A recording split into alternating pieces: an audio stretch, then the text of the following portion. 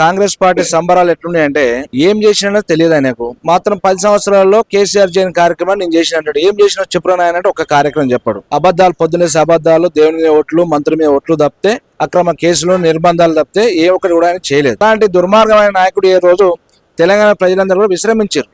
ఇలా మహబూబ్ నగర్ లో రైతు పండుగ చేస్తే ఏ ప్రజల స్పందన ఉందో చూసినాం.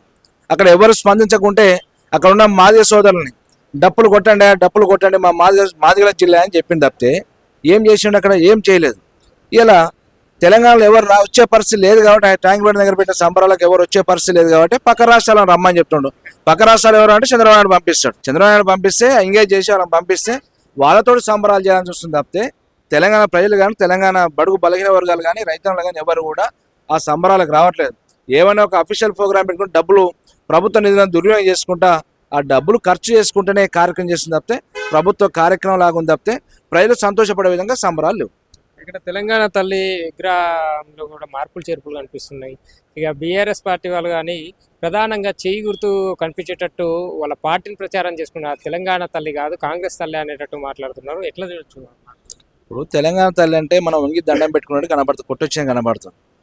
అలాంటి రూపాన్ని తీసి తెలంగాణ సాంప్రదాయాలను ఉట్టిపడే విధంగా ఉంటే ఒక దేవతలాగా, తెలంగాణ తల్లిలాగా నెత్తిలో కిరీటము, నడుము గొడ్డాలము, మన నేత కార్మికులు వేసిన చీరలు అయితేనేమి ఎన్ని నైపుణ్యం కలిగి కాళ్ళకు మెట్టి అన్ని రకాలుగా ఉంటే అలాంటిది వదిలిపెట్టి ఈరోజు దుర్మార్గంగా మరి ఒక రూపాన్ని చంద్రబాబు నాయుడు తయారు చేసిన, మరి వాళ్ళకు తెలిసిన వాళ్ళు లేకపోతే తెలంగాణ సాంప్రదాయాన్ని మార్పు తీసుకొస్తాడు కదా. మార్పు అంటే తెలంగాణ తీసుకొచ్చి మరి సీమాంధ్ర పాలకులు ఇచ్చిన సలహాలతోటి ఈరోజు మరి ఆయన ఈ రూపాన్ని తీసుకొచ్చి పెడితే తెలంగాణ తల్లి ఎవరు కూడా స్వీకరిస్తలేదు.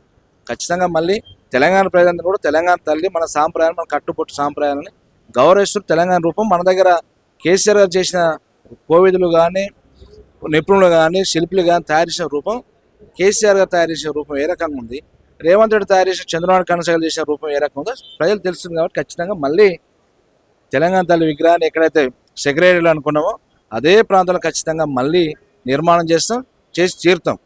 6 గ్యారెంటీల్లో భాగంగా ఉచిత బస్సు వల్ల ఇప్పటికే ఆటో డ్రైవర్లు అవస్థలు పడుతున్న ఇబ్బంది అయితే చూస్తున్నాము. ఇప్పుడు మరి పర్యావరణాన్ని, కాలుష్యాన్ని నియంత్రించడానికి పెట్రోల్ డీజిల్ ఆటోలను సిటీ బయటికి పంపించేస్తాం, ఇక్కడ ఎలక్ట్రికల్ ఆటోలకు అనుమతిస్తామని చెప్పి మాట్లాడుతున్నారు. మరి ఆ విషయాలు ఈరోజు ఆర్టీసీ బస్ అనేది ఒకటి ఫ్రీ అని పెట్టిండు.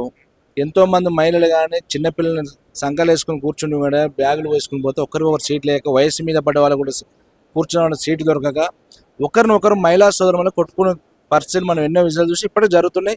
కొంతమంది విద్యార్థులు బస్సు పోతున్న రన్నింగ్ లెక్క ఫుట్పోతున్న వాడి కూడా కింద పడి యాక్సిడెంట్గా ఎన్నో సంఘటనలు జరిగినా చూసినాం. అటువైపు అది జరుగుతుంది. రెండోది బస్సులు అదనంగా పెంచాడు, గ్రామాల బస్సులు వేయడు, వేసినాడే పేరుకు ఫ్రీ బస్ అని పెట్టి మనం తనుకునే కార్యక్రమం. రెండవది ఆర్టీసీ కార్మికులతో పాటు ఇవాళ ఆటో కార్మికులు ఇవ్వాలి వాళ్ళ అప్పు చేసి వాళ్ళ కుటుంబాన్ని పోషించుకునే పరిస్థితులు లేని పరిస్థితులు దిగజారే విధంగా ఇలా ఇప్పటికే నడుస్తలేవు ఆటోలు. ఈయన ప్రభుత్వం వచ్చిన ఫ్రీ బస్ అన్నాక ఆటో ఎక్కే నాదుడుకారం అయిపోయింది. ఎందుకంటే ఇలా 60-70 వేలు లక్ష రూపాయలు పెట్టి అప్పు చేసి కొనుక్కుంటే కానీ పిల్లలకు చదువుల కోసం కానీ, ఆ ఆటో ఈఎంఐ కట్టాలని కానీ, కుటుంబ పోషణ కూడా గడపలేని పరిస్థితిలో దుర్భరస్థ ఆర్టీసీ కార్మికులు.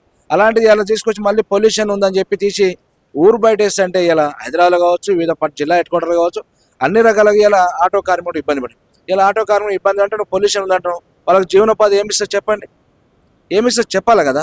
అది ఏది చెప్పకుండా, నిర్ధారణ చేయకుండా ఏదో ఆలోచన, అది తొందరపాటు నిర్ణయాలతోటి తెలంగాణ ప్రజలను ఇబ్బంది పెట్టే కార్యక్రమం తప్పితే ఆయన మంచి కార్యక్రమం చేయట్లేదు.